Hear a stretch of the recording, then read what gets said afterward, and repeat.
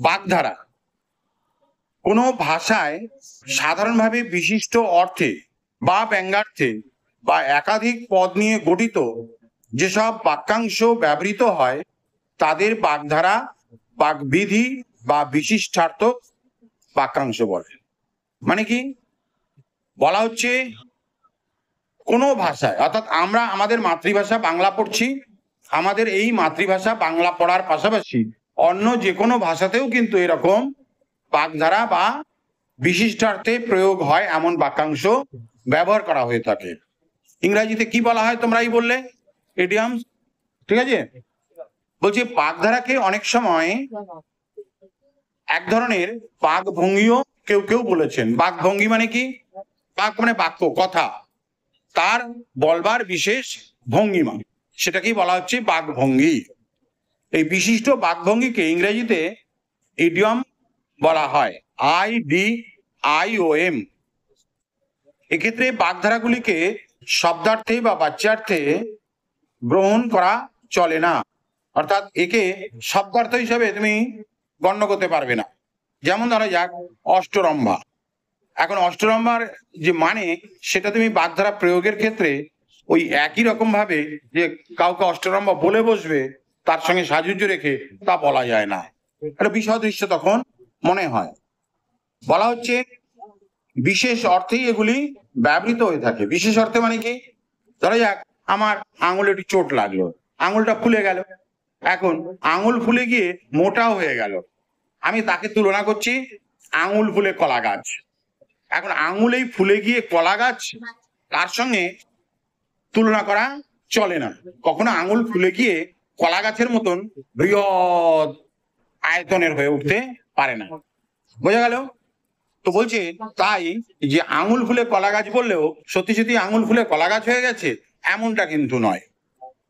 এই অধ্যায়ে তোমাদের জন্য কিছু কথ্য, গ্রাম্য, আঞ্চলিক বাগধারা আর তাদের বিশেষ অর্থ সহ বাক্য দেওয়া হল।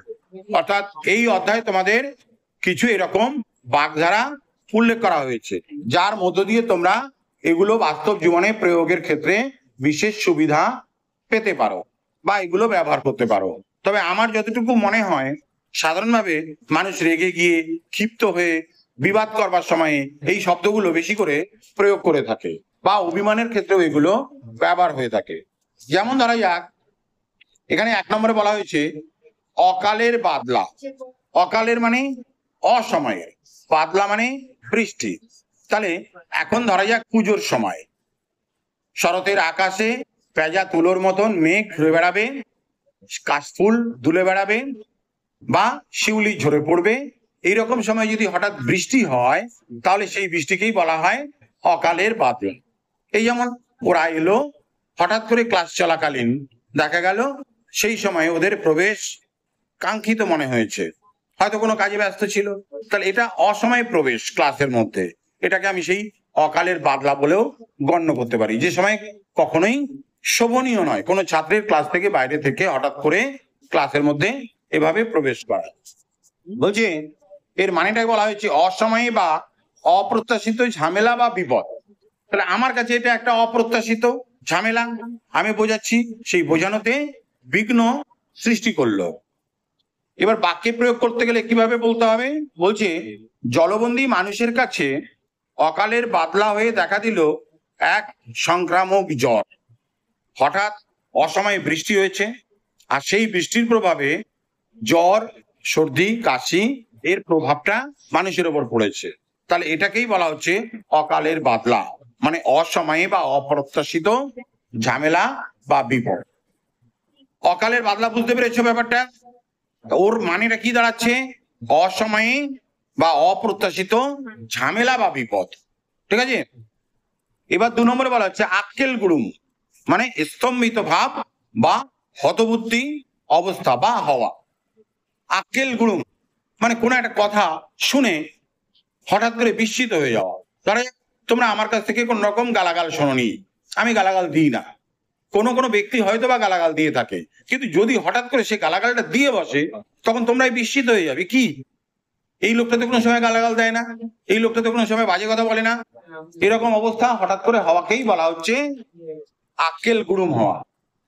ফুটবল প্রতিযোগিতার প্রথম পর্বে গতবারের বিজয়ী দলের পরাজয়ে সমর্থকদের আক্কেল গুড়ুম, অর্থাৎ যারা চ্যাম্পিয়ন হবে আশা করা হচ্ছিল তারা যদি প্রথম ম্যাচেই হেরে যায় তাহলে আর সেই ফাইনালে যাওয়ার সুযোগ থাকছে না, তখন সেটা হয়ে যায় আক্কেল গুড়ুম। যেমন তোমাদের কারো কারো আচরণ আমার আক্কেল গুড়ুম করে দেয়।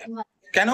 তোমরা মন দিয়ে শুনবে, বুঝিয়ে দেওয়ার পরে বুঝে নেওয়ার চেষ্টা করবে, তা না করে বাড়িতে মাস্টার আছে ও ঠিক বুঝে নেবো, বাড়িতে মা আছে ঠিক বুঝে নেবো। এখন দেখা যাচ্ছে মা রান্না করতে করতে কাজ করতে করতে তোমাদের বোঝানোর সময় পাচ্ছেন না, বাবা অফিস থেকে বা কাজে থেকে ফিরে তার পক্ষে সম্ভব হচ্ছে না বোঝানো, অথবা বোঝাতে পারার মতন যে শক্তি বা সামর্থ্য দরকার সেটাও নেই। আর তুমি আশা করে রয়েছো প্রাইভেটে গিয়ে পড়ে নেবে, সেখানে একই শিক্ষক ইতিহাস পড়াচ্ছেন, ভূগোল পড়াচ্ছেন, ইংরাজি পড়াচ্ছেন, অঙ্ক করাচ্ছেন, তার সব জ্ঞান আছে, তার সব জানতা সেই মাস্টারের কাছ থেকে তোমরা আশা করে রয়েছো যে আমাদের মতন কোনো একটা বিশেষ সাবজেক্টের পারদর্শী শিক্ষকের থেকে না শুনে সেখান থেকে শুনলে হয়ে যাবে। হতে পারে, আমি কিছুই জানি না, আমি মনে করলাম বা স্বীকার করছি, কিন্তু সেই জায়গা থেকে তুমি শিখে নেবে এই আশায় যদি এখানে মন না দাও, সেখানে যদি শেখাটা না হয় তাহলে তোমার পুরোপুরি শেখা থেকে বঞ্চিত হতে হচ্ছে। তাহলে এরকম পরিস্থিতিতে আমার কাছে মনে হচ্ছে সেটাই যে আমার আক্কেল গুড়ুম করে তোমরা ছাড়লে, আগ্রহ না দেখানোর কারণে, মানে স্তম্ভিত ভাব, আমি স্তম্ভিত হয়ে যাচ্ছি। 3 নম্বরে বলছে উচ্ছন্নে যাওয়া, মানে কি অধঃপতনে যাওয়া, চরিত্রের অবনতি হওয়া। একটা ভালো ছেলে সেও অন্তত পক্ষে আশা করতে পারি মন দিয়ে শুনবে, যদি তা না করে কেউ গল্প করে যায় তাহলে মনে প্রথমে এটাই জাগবে যে ছেলেটা উচ্ছন্নে গেছে, মানে বাজে পথে পা বাড়িয়েছে, যার ফলে তার আর এই আগ্রহটুকু হচ্ছে না। 4 নম্বর বলছে এচড়ে বা ইচড়ে। কাঁঠাল গাছ দেখেছো নিশ্চয়ই, কার কার বাড়িতে কাঁঠাল গাছ আছে হাত তোলো তো। অনেকের বাড়িতেই রয়েছে। তোমরা কি জানো কাঁঠাল গাছের ডাল ছাঁটলে সেই গাছে আর কাঁঠাল হতে চায় না, পাতা ছেটে দিলে বিক্রি করে যারা, দেখবে তাদের 2-1 বছর কাঁঠাল ঠিক মতন হয় না। তো যাই হোক সেটা আলাদা কথা। কাঁঠাল যখন হয়, ফুল ফোটে বলা যেতে পারে যখন, তখন সেই ছোট ছোট কাঁঠালগুলো অনেক সময় কালো কালো হয়ে যায় এবং ঝরে পড়ে যায়। এই যে কাঁঠাল বড় হলো না, পুষ্ট হলো না, পাকলো না, অথচ তার আগে ঝরে পড়ে গেল, এটাকেই বলা হচ্ছে ইচড়ে পাকা। ইচড় হচ্ছে মানে ওই গ্রিন জ্যাকফ্রুট যেটাকে বলছি, হ্যাঁ। তো সেই কাঁঠাল যখন ছোট অবস্থায় ঝরে পড়ে যায় তখন তাকে ইচড়ে পেকে ঝরে গেছে বলে গণ্য করা হয়। তো এখন তোমাদের এই ছোট বয়সে, ছোট প্রাণে মনে যদি কেউ বড় বড় ভাব দেখাও, স্যার আর জানে কি, আমি অনেক জানি, স্যার যেভাবে বোঝায় ও দরকার নেই শোনার, ওর থেকে আমি ভালো বোঝাতে পারবো, মানে এটাই হচ্ছে সেই ইচড়ে পাকা। বোঝা গেল বিষয়টা কি বললাম? তো এখন ইচড়ে পাকার অর্থ বলা হচ্ছে এখানে ডেপো, জ্যাঠা, অকালপক্ষ, অল্প বয়সেই পেকে গেছে এমন, অর্থাৎ অনেকগুলো অর্থ দিয়ে এই ইচড়ে পাকা কথাটাকে ব্যক্ত করা হয়।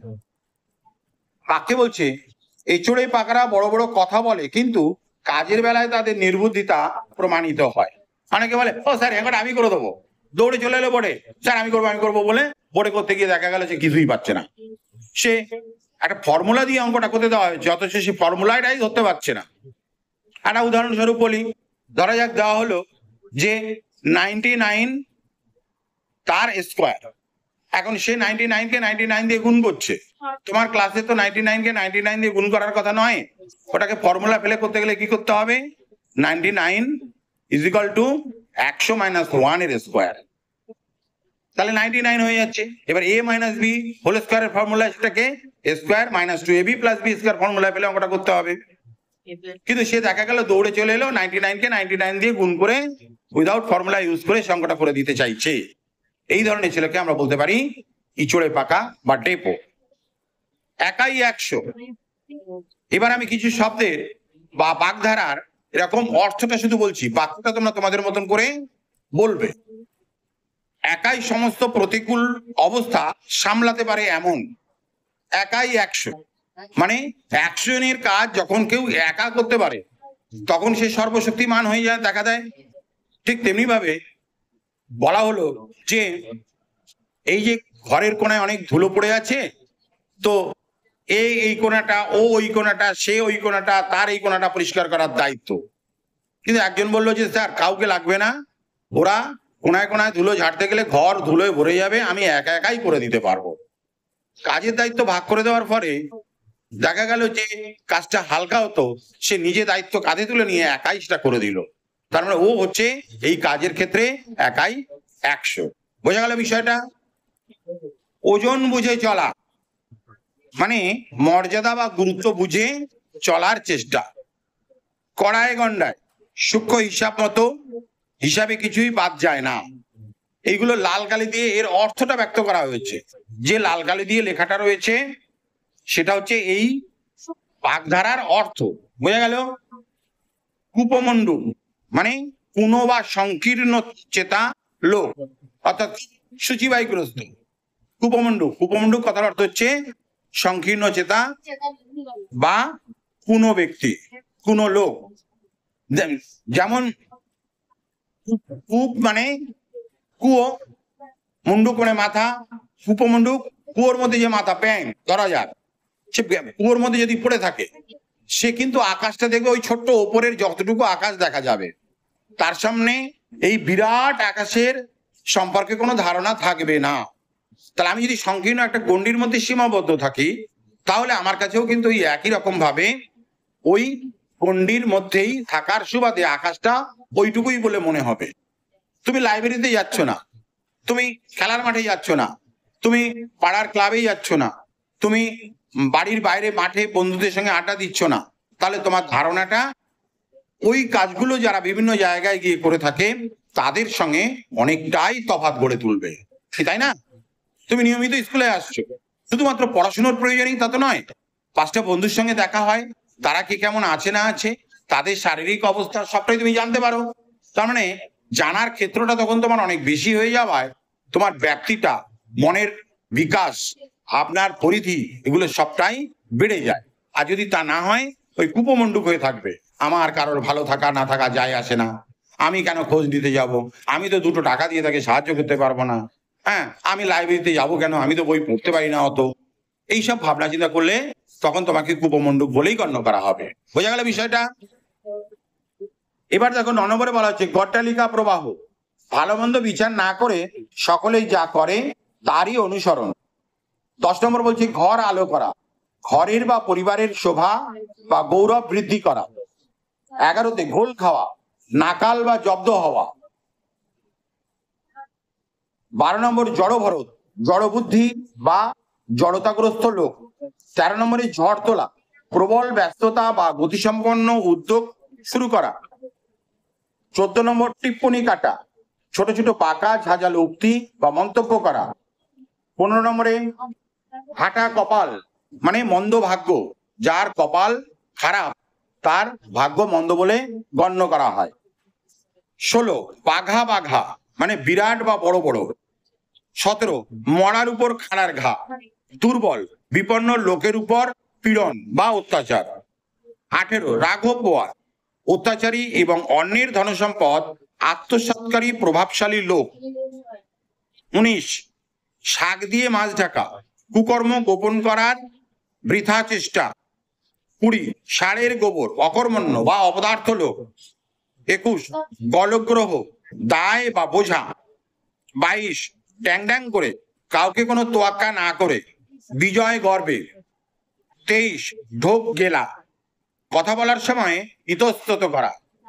24 চোখে চোখে রাখা, দৃষ্টির আড়ালে যেতে না দেওয়া, সতর্ক দৃষ্টি রাখা। সবশেষে আছে 25 নম্বরে তড়বড় করা মানে তাড়াহুড়ো করা, অত্যাধিক ব্যস্ততার ভাব দেখানো। এই হচ্ছে তোমাদের পাঠ্য বিষয়ের অন্তর্গত বাগধারা বিষয়ের আলোচনা। এবার হাতে কলমে অংশে কিছু প্রশ্ন এরকম দেওয়া রয়েছে যার উপর ভিত্তি করে, হ্যাঁ বলো।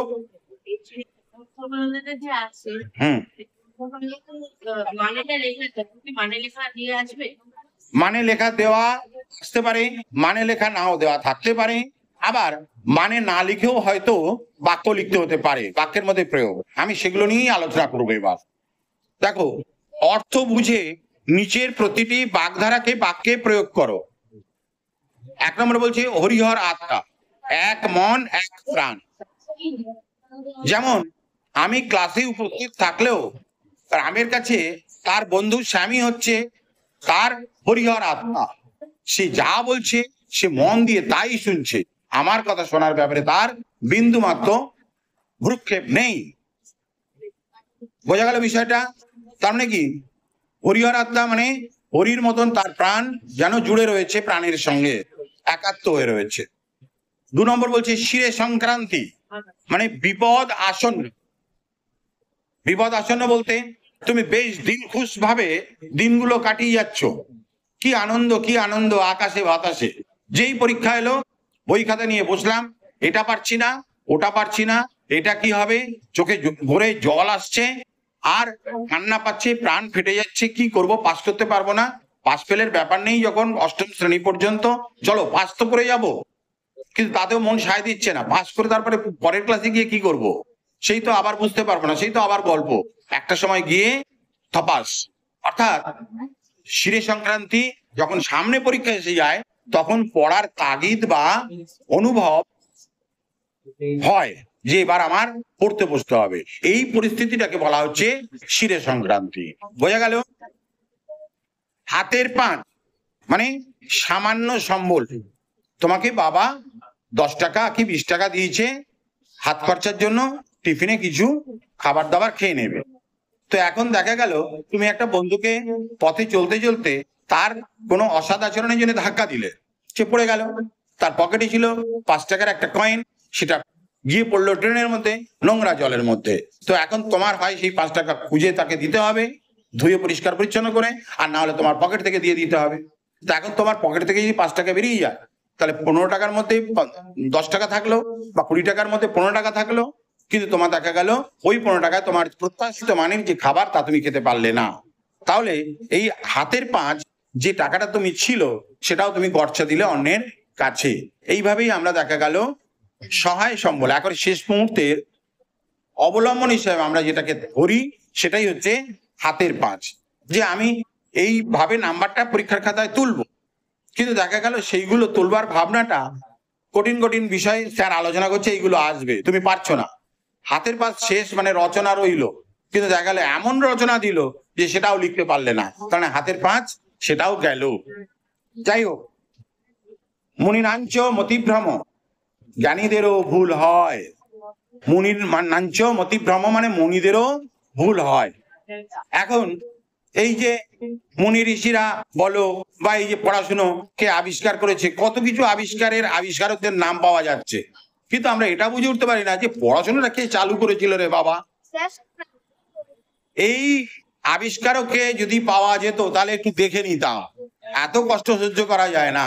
পড়াশোনা না থাকলে আমরা আনন্দ ফুর্তি করে নানান রকম কর্মকাণ্ডের মধ্যে দিয়ে আমাদের নিজেদের জীবনকে অতিবাহিত করতে পারতাম। ধরা যাক মা বাড়িতে বিরিয়ানি করছে, এখন কি তাহলে স্কুলে থাকার দরকার পড়তো? বাড়িতে বসে বিরিয়ানির গন্ধ পেতাম, খাওয়ার সময় খাবার দাবার হতো। অথবা স্কুলের থেকে বাড়ি ফিরে মাঠে খেলতে যাচ্ছি, স্কুল যদি না থাকতো সারাক্ষণ যদি মাঠে খেলাধুলো করতে পারতাম। শুধু মনে হয় পড়াশোনাকে আবিষ্কার করেছে, তো মুনিরা যেন ওই জায়গাটায় ভুল করে গেছেন এরকম মনে হয়। কিন্তু এই ভুলটা তোমাদের, এই ভাবনাটা তোমাদের প্রতিষ্ঠিত জীবনে আর হবে না। যাই হোক, বাস্তু ঘুঘু মানে অত্যাধিক ধূর্ত, যে চুপ করে থাকে। ধরো তোমাদের মধ্যে অনেকেই কথা বলছো, কিন্তু একজন আছো যে কি করছে, সে কথাও শুনছে কথাও বলছে। ঠিক যেন স্বামী বিবেকানন্দ কথা বলছে, কান রেখে দিয়েছে স্যারের দিকে, ধরবে না ধরবে, এক সময় তো ধরবেই স্যার, তখন আমি ঠিক উত্তরটা দিয়ে দেবো। কিন্তু আর যারা কথা বলছে তারা তো জানে না যে আমি শুনছি এবং কথা বলছি, ফলে তারা ফাঁসবে। এই হচ্ছে বাস্তু ঘুঘু, অত্যাধিক ধূর্ত। বালির বাঁধ মানে দুর্বল প্রতিরোধ। বালি দিয়ে বাঁধ দেওয়া যায়? জলের ধাক্কায় বালি গুলে বেরিয়ে চলে যাবে, ফলে তা দিয়ে বাঁধ দেওয়া যায় না। বাঁধ দিতে গেলে শক্তপোক্ত জিনিস দ্রব্য সামগ্রী লাগে, তাই তো? ভূতের ব্যাগার, ব্যর্থ পরিশ্রম।